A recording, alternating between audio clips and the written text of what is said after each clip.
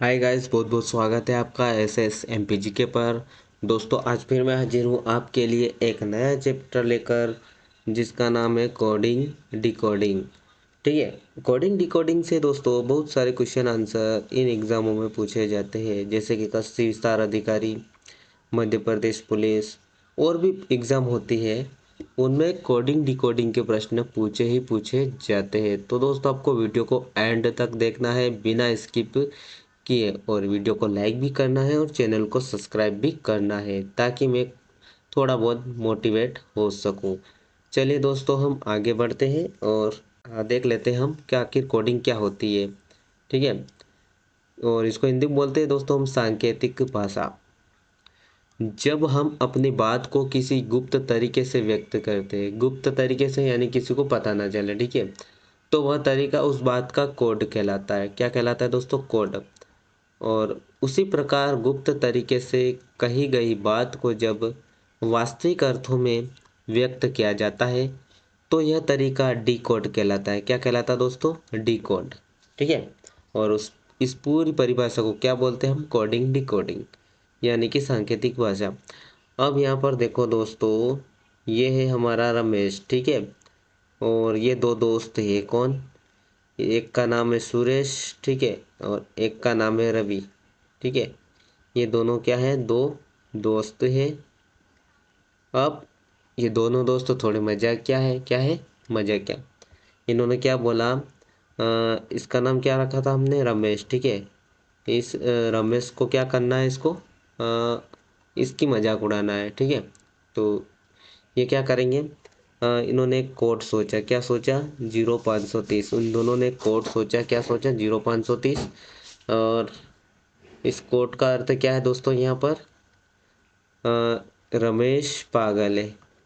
क्या है? रमेश पागल है। ठीक है, रवि ने क्या बोला कि जैसे ही मैं 530 बोलूं, तो तुझे क्या बोलना है? रमेश पागल है। ये 530 क्या हो गया? कोड। और इसका अर्थ क्या हो गया? रमेश पागल है। ठीक है, अब ये दोनों इससे मिलने गए और इसने क्या बोला? 0530। तो दोनों ये क्या बोलने लग गया?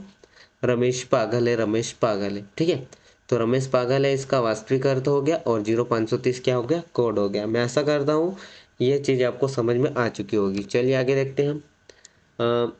कोडिंग डिकोडिंग के प्रश्न सामान्यतः अंग्रेजी वर्णमाला और संख्याओं पर आधारित होते हैं। ठीक है, ये जो प्रश्न इसके जो प्रश्न आते हैं वो अंग्रेजी वर्णमाला और संख्याओं पर आधारित होते हैं। ठीक है, इससे संबंधित प्रश्नों को हल करने के लिए अभ्यर्थियों को निम्न बातों का ज्ञान होना आवश्यक है। कौन कौन सी बातें हैं? वो बातें हम देख लेते हैं यहाँ पर। सबसे पहले अंग्रेजी वर्णमाला अक्षरों का क्रमांकित मान ज्ञात। ठीक है, क्रमांकित मान याद होना जरूरी है। जैसे ए कितने नंबर पे है? ए 1 पे है। ठीक है, उसी प्रकार से जेड कितने पे है? जेड 26 पे है।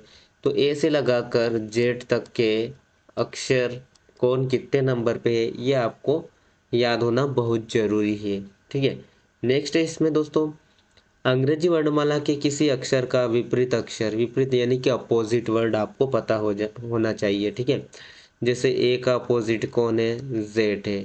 ठीक है, तो ये दो चीज़ें बहुत ही ज़रूरी है इन प्रश्नों को हल करने के लिए। चलिए हम आगे देखते हैं दोस्तों। जैसे अंग्रेजी वर्णमाला में जी का क्रमांकित मान ज्ञात करें। ठीक है, तो जी कितने नंबर पे ये आपको बताना है। तो इसके लिए दोस्तों एक ट्रिक होती है। क्या होती है? एक ट्रिक होती है। इस ट्रिक का नाम है दोस्तों यहाँ पर ईजोटी। क्या है दोस्तों यहाँ पर? ईजोटी। ई कितने नंबर पे है? 5।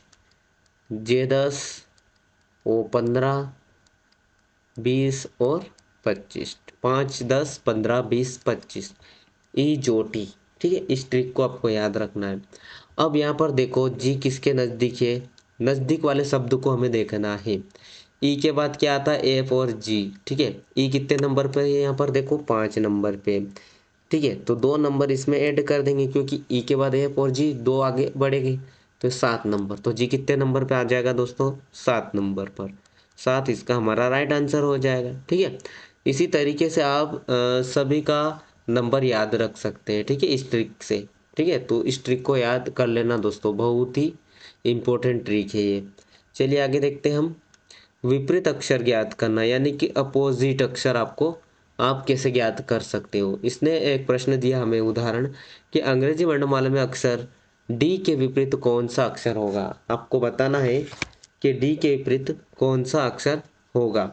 ठीक है, तो इसके लिए भी दोस्तों एक ज़बरदस्त ट्रिक है। ट्रिक का नाम है अपना एड फॉर 27 मेथड।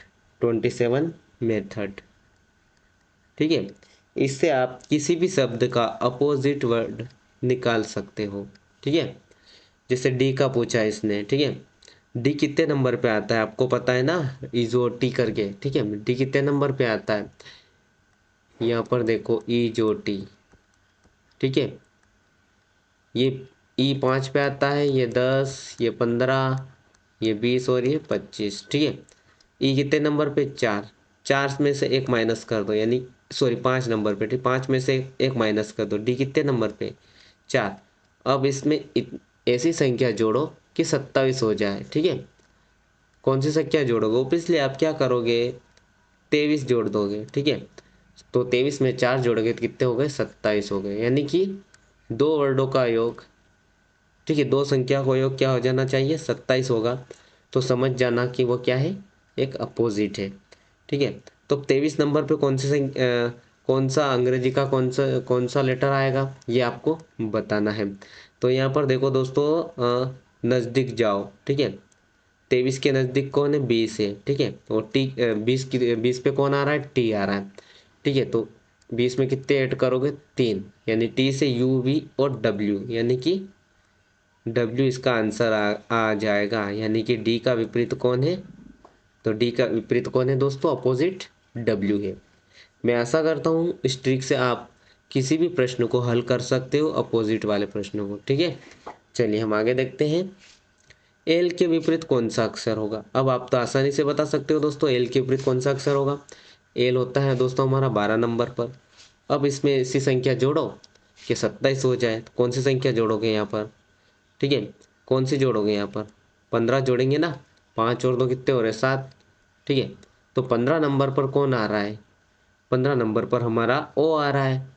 ठीक है दोस्तों, थोड़ी सी मेहनत आपको करना जरूरी है, ठीक, करना ही पड़ेगी। ये वाली ट्रिक आप याद कर लेना, इससे आपको पता चल जाएगा। ठीक है, सभी अक्षर आप आसानी से याद कर पाओगे इस ट्रिक से, इजोटी की मदद से। ठीक है, 5, 10, 15, 15 नंबर पर कौन है, ओ है। ओ इसका हमारा राइट आंसर हो जाएगा। ओके, चलिए दोस्तों हम आगे देखते हैं। कोडिंग डिकोडिंग पर आधारित प्रश्न। ठीक है, इन प्रश्नों के कई टाइप होते हैं दोस्तों। पहला होता है दोस्तों अक्षर कोडिंग। ठीक है, अक्षर कोडिंग यानी कि लेटर कोडिंग बोलते हैं जिसे इंग्लिश में।